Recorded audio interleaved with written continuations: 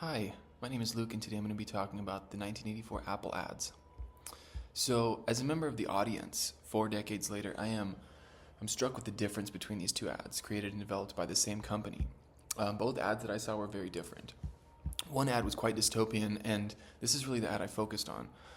It had vast landscapes of, desolate-looking humans with shaved heads all gathering together, walking in single-filed lines toward an equally unsettling-looking amphitheater space. So, it was very unsettling to see that. It gave me Dune or iRobot vibes, I find it quite interesting that the ad writers thought it was appropriate to make the audience in the ad look so hopeless and wasted. Um, it was very interesting to see that part. And then the other ad was more overstimulating than it was actually interesting to me. I believe it was meant to show off as many features as possible within a 30-second span. The goal of the introduction of the second ad was to show all the potential text modification capabilities, workable programs, applications, and other features that Apple was going to be able to provide in their Macintosh computers. In general, the dystopian ad didn't create a sense of safety, hope, or possibility. It only unsettled me due to my knowledge of the sheer scale of the Apple corporation in 2025. They've just grown so exponentially. The dystopian ad only solidified the fact that Apple controls each and every one of us, and that we are, as consumers, but pawns in the grand scheme of Apple's big long-term plan, whatever that might be. The rapid-fire showcase of the new features from Apple's Macintosh computers in the second commercial made me feel like Apple, at the time this ad was released, was trying to push awareness of the features that consumers didn't even know that we needed at that point. This concept of showcasing all new product capability, I'm sure, was an excellent sales marketing technique, but for me, mostly overstimulated me, just with the rapid-fire showcase of the new features. Within Sarah Stein's analysis of the 1984 Apple ads, she noted that the running woman was one of the most important parts of the dystopian ad. Now, she notes that the running woman symbolizes empowerment and individuality, offering a drastic contrast in comparison to the traditional depictions of women in professional fields. And so this was I think, a groundbreaking ad in general in 1984 from anyone, because, at this time, women were still becoming fully included members of society.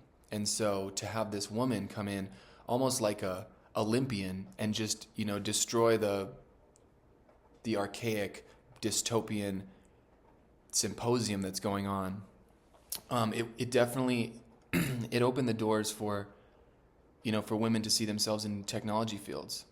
The ad's implicit messages were to reinforce the idea that using a Mac would allow consumers to have the opportunity to think and perform outside the box, comparing big companies like IBM and Microsoft to the oppressive regime in George Orwell's 1984. And this was actually the grand concept. That was really what they were trying to showcase in this ad. The ad's explicit message was to reinforce the concept of freedom and individual expression through technology.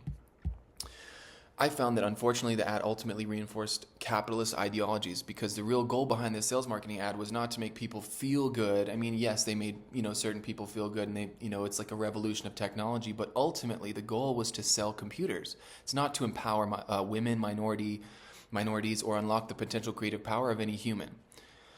Unfortunately.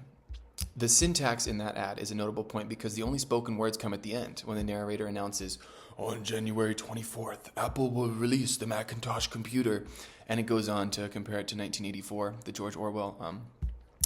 But it unsettled me, because the voice is oddly monotonous and the tone is rather low and spooky, which is oftentimes what we see in commercials or trailers for horror movies. So I think the syntax in this ad is a critical point, because it plays a key role in reinforcing the level of seriousness that Apple is trying to establish within this ad. Now, one powerful quote I got from the article is, "Macintosh wasn't a computer, it was a crusade." And so the reason I pulled that quote is because I feel like it summarizes, everything, from 1984 to present day. I mean, it's really like the full circle of Macintosh in one sentence, because it really was a crusade, and they are one of the largest tech corporations in America and worldwide. This statement summarizes the intent behind Apple's company name and the Macintosh brand to totally transform the technology sector completely and totally. This quote suggests a movement towards liberation from corporate and technological oppression, rather than taking baby steps, which I feel is a very important part, because this this ad was meant to, revolutionize. It was meant to see this technological advancement as a revolution. The goal was to obliterate the competition, and ultimately that is what happened, as Apple and their Macintosh computers are still known as today as some of the best and most capable devices in the world, even in 2025.